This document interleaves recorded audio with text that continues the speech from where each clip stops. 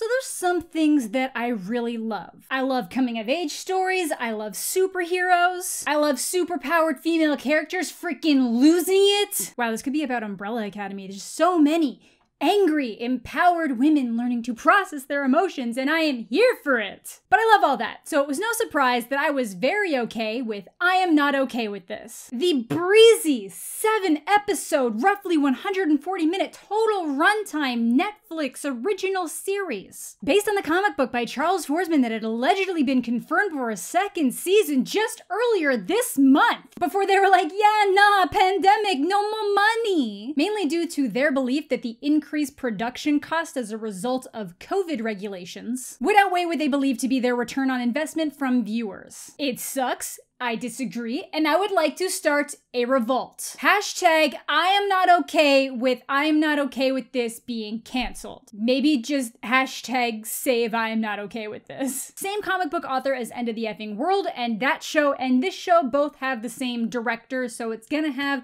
that similar vibe, except it's happening in America. Also, before anybody gets on Netflix's case for making things like 365 but then canceling things like this, that's not the same thing. For movies like that and a lot of the stuff that people are like, this is bad, Netflix is just kind of the distribution hub for it. They're just hosting the movie that someone else made. Sometimes they pay for it out of film festivals or something like that, but they were not the ones that paid to actively make it. This is one of the things that lives and dies with Netflix. They bought the rights to make the series, so that puts it in their ownership, like Stranger Things and Umbrella Academy, or whenever they inevitably get to Kissing Booth 10. Gee golly, we're lawyers now. This has to be some kind of workplace harassment issue. But yeah, I'm really sad that this was canceled. This was a really solid show with solid vibes and a really great representation of what it's like to be young and discovering who you are as a person. This also had great LGBTQ representation. And I will say that Netflix actually has a knack for nailing this in a lot of shows that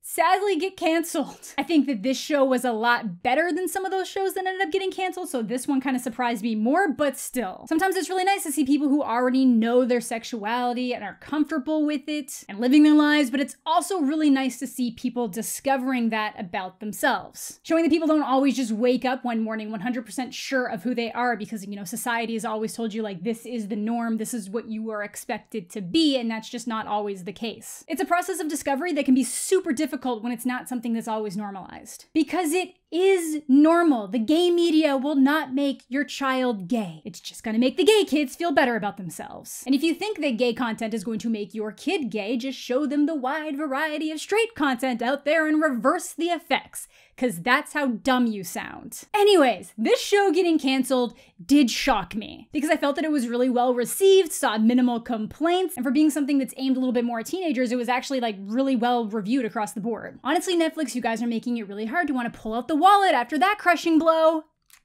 Oh, this snazzy thing? This is just my new Extra wallet. Not a sponsor, but there is an affiliate link down below where you can save 25% if you're interested, but more on this later. But yeah, I thought this was a super well-handled dark comedy coming-of-age story. It had solid performances from pretty much everybody involved in the cast, particularly Wyatt Oleff, who plays Stanley, and even Sophia Lillis as our lead character. Yes, the It Kids. It had tons of great music, including this fake band Blood Witch, that they actually had an entire album recorded for the show by Blur's Graham Coxon, who also did the music for End of the Friggin' World, which again is on brand. And I'm also a big fan of the aesthetic and the vibes of the show. It's one of these things that simultaneously feels like it could be out of the 80s, the 90s, or present day, but doesn't feel awkward for it. So if you haven't seen it, I definitely recommend watching it, even though it has been canceled, because maybe we can change this. But let's get into some spoilies so I can talk more about what I love and why I think the show works so well. So I'm Not Okay With This tells the story of 17-year-old Sydney, a self-described 17-year-old boring teenager with some emotional processing issues. She gets angry, really angry. And normally that wouldn't be a huge issue, but Sydney's a little bit like Vanya when she gets angry. Actually, she's a lot like Vanya when she gets angry. She's a lot like Vanya in other ways too, but we'll get to that. So the show gets you from the start. She's walking around the streets covered in blood before we get the opening line. Dear Diary, Go fuck yourself. Now, it's not unusual for teenagers to have a lot of emotions. I know, spoiler alert. Actually, it's a little bit more unusual when they don't. But a lot of Sydney's issues stem from dealing with the aftermath of her father's suicide and the very complex emotions that happen as a result of that. There's tension with her mom, who's now a single parent to 2 children who works as a diner waitress and is obviously struggling to keep things together. And this unfortunately results in her relying on Sid a little bit too much, which causes a lot of animosity between them. She doesn't always say the perfect things. Sometimes she's downright wrong, but she doesn't have the luxury of being the fun, easygoing parent because she's struggling to keep everything together while dealing with the loss of her husband. Dad was here with me and Liam. He wouldn't ask me to do so much. Just to clarify, this is the scenario where I'm dead? There's just a lot of complex emotions all over the place here. And sadly, Sydney kind of has the rose-tinted glasses when it comes to her dad. Why are you throwing him under the bus? Because I'm the one who's still here! And no matter how hard her mom tries, it's just not possible to compete with someone who's dead. So this whole story is essentially being narrated with Sid's thoughts, because in the first episode, she's been instructed to write all of her feelings in a journal so she can help process them. I don't know how well that's working out, but it's fine. We learn that she's kind of an outsider at school, but she has a great friend named Dina. My best friend is Dina. She's such a badass. Wow, this is a great year for Dinas. Oh, Ellie. I think they should be terrified of you. But they're just best friends. Sydney's definitely only interested in her as a friend. But I guess Dina kind of got out of her awkward phase and starts getting the attention of the hot jock jerk Brad. So even though she's still a good friend, this new boyfriend is causing some friction. Because Sydney flat out hates him and is honestly a risk of severely harming him. Wipe that smug smile off his stupid face. And sadly, Brad is taking up a lot of Dina's time, so Sid ends up hanging out with this guy named Stanley Barber, who is a little nerdy angel. And Stanley's the kind of guy that makes her feel more secure in her weirdness. They share good music, gross pimple stories, and find comfort in each other. And now Stanley really likes Sid, and Sid tries to really like Stanley, but realizes that something just doesn't feel right. And that's not to say she didn't try. Honestly, having sex with Stan was really awkward. Great. Something just didn't feel right. And then she realizes why. I finally figured it out. The reason I don't like Stan. We're just drunk. But hey, when there's a Dina in the story, that's where the romance goes. I give it a 6. A 6? But Dina's still into this Brad guy and they were just friends, so that's obviously causing some distance between the two of them. But even through all this, Stanley is there to make her feel more normal. Even when he finds out about her powers, he thinks it's super cool. He even handles her not reciprocating his feelings super well. This person you kissed, and I'm not gonna ask who. I'm above it, and I don't care. Just tell me. Does he dress cooler than me? And I do feel bad for that poor little angel not getting the girl, not that you're like owed anything, but he just handles it so well and I'm so proud of this completely fictional character. And look, we all saw where the story was going from episode 1, but I'm proud of you, sweetie. But he finds out about her powers when she Vanya's a clearing after he crashes his car to avoid hitting her.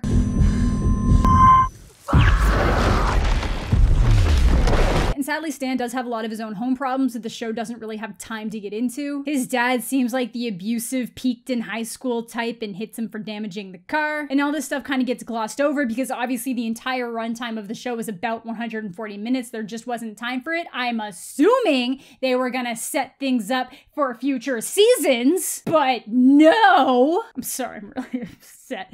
Regardless of their struggles and personal issues, the two of them feel a little bit less weird together. And regardless of what happens, Stanley is unapologetically himself, and I love it. He doesn't really care what people think. He just wants to be happy and he wants to be himself. I think that's an important message. But yeah, back to the whole blasting the clearing thing. We've just been jumping around a lot here. That's got her pretty messed up. This thing inside me, I can't control it. And on top of that, it's not a secret anymore. And that whole conversation kind of feels like a double entendre. It's not a secret, kind of feels like it could apply to her feelings for Dina or the superpowers. And even as helpful as Stan has been, she still misses Dina. Even before that party disaster, and it has been causing her a lot of emotional distress, because she just wants to hang out with her without Brad being around, and she ends up accidentally killing her brother's hedgehog. Dear Diary, I murdered a hedgehog. Things ain't easy as a superpowered teen. Banana was only 12 in hedgehog years.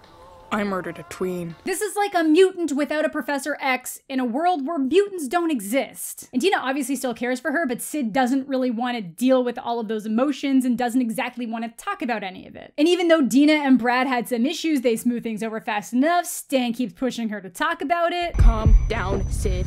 Calm the f down. And we're all back to square one. Okay? Oh, yeah, I'm fine. I also wanted to talk about the other night. No, that's fine. Teenagers, am I right? Oh, also her little brother in this is great. I don't really know where else to tie him in, but yeah. So Stan decides he's gonna be her personal Professor X. But when he realizes that the only way to really bring out her powers is to essentially tear her down emotionally, she almost kills him with a bowling ball. You wanna know something? You'll never know why he killed himself. Holy shit! That was awesome! Cute. And she's rightfully pissed off, even if he didn't actually mean any of it. But when she's walking home, we end up seeing a figure watching her who pulls an Infinity War and just dusts away. Now in the comic, when she loses control of her emotions, this like dark, shadowy figure always appears. I'm assuming this is the show personifying that more, but we'll talk about that later. The next day, she ends up losing it immediately after saying she's just gonna blend into the background because Dina gets in trouble for letting Brad cheat off her and Stan feels the need to get involved too. Motherfucker. Okay, fine. Detention for you too, Mr. Barber. Yes, this is the Breakfast Club detention episode. So things are not going great at detention. And just to get away from the general horribleness of this mini Megan Fox hot bitch before she, I don't know, kills someone, Sydney ends up going to the library. And some shit goes down. The lights all start flickering, and it's definitely not her, even though she's upset. She starts feeling like she's being watched, and then the library basically explodes. So her and Stan have to get the security camera and end up getting Dina's help. But they obviously have to lie to her because she doesn't know about the powers, and it was a choice. Stan and I had sex in the library, and it's all on tape. No way. We 69'd and everything. So Dina ends up flirting with the janitor to get the key, but then he's just kind of like, I find your behavior to be a little bit offensive. And not just to me, to you. So they actually managed to do that, but then Sid finds out that Brad cheated on Dina with Jenny. And then Dina finds out that Brad cheated on her with Jenny. But then Brad has the audacity to be mad at Sid about it. Trash. Jenny's just having a great time. She ends up finding this safe that belonged to her dad that had a bunch of his old military stuff in it. And she ends up having a really honest conversation with her mom about what happened with her dad. And she finds out that he was probably just like her. That he gets so angry that he would walk away looking like he was going to be sick, that it consumed him, that he felt like someone was watching him and that it wasn't safe. He apparently had an accident overseas when something blew up his whole squad and the enemy forces, and he was the only survivor. Yikes. He had something in him. Something that he was always wrestling with. That thing won. Just an aside, don't let that thing win. If you feel like it's inside you, please reach out for help. And I don't mean superpowers, I mean what the feelings expressed in this show so often represent. So Sid's extra paranoid. Not only was her dad just like her, but he couldn't overcome it. And he pretty much confirmed the fear that someone or something has been following her around. So she panics until she decides that everything is gonna be fine. Either I lock myself away from the world and just disappear, or I could make pancakes instead. The less of a fuck I give, the less likely I am to break shit. Also, big oof, Brad has her diary now. You know, the one where she talks about liking Dina and her powers. But there's this nice blissful moment of teen life when Dina asks her to homecoming because she left Brad and it's gonna be great. Except this is our Carrie-inspired season finale. There's also this nice little double moment in a conversation Sid has with Stan where he's like, does she know about you? And Sid's kind of confused because she was probably like, does she know that I have like feelings for her? But he obviously means her powers. Then Dina says she didn't not like the kiss. A 6. And I'm like, wow, maybe something good can finally happen in this poor teenager's life. But no, Brad shows up with the diary. Sid is f***ing in love with Dina. And just when he's about to get to the biggest one, Sydney is internally pleading with him to shut up. And oh boy, does he ever. Sydney. Shut up! So it cycles back to how the episodes all started, with her covered in blood running down the street. I try to be normal. but I'm just not wired that way. So she goes to run away, maybe end her life, which is actually what happens in the comic books. I'm telling you, it's like way more depressing. But then the dark figure materializes behind her in a puff of smoke. Should I be afraid? They should be afraid. Let's begin. That was a cliffhanger. That was our potential Magneto or Palpatine. I know some people think that the shadow figure is like her dad coming back from the dead. I really don't think so. For one, the mom specifically mentions that the dad feels like he was being followed around by somebody, and Sid didn't recognize whoever this was. That obviously wouldn't stop the show from going in that direction if they decided they wanted to do that, but with the available data, that doesn't make sense to me. As mentioned in the comic books, this shadowy figure always appears when she's losing control. And I feel like this was the show just taking that one step further and putting that into another some kind of powered being. Again, I don't think this was going to be a positive force in Sydney's life just based on the tone of the show and the behavior, but now we'll never know. Thanks, Netflix. Though Wyatt Oleff, the actor who plays Stan, thought that it might have been Stan from the future. That was his theory. I think he's wrong, and I think that was just wishful thinking, but again, we'll never know. Either way, it's still dark, nothing ends happy, just like the comic.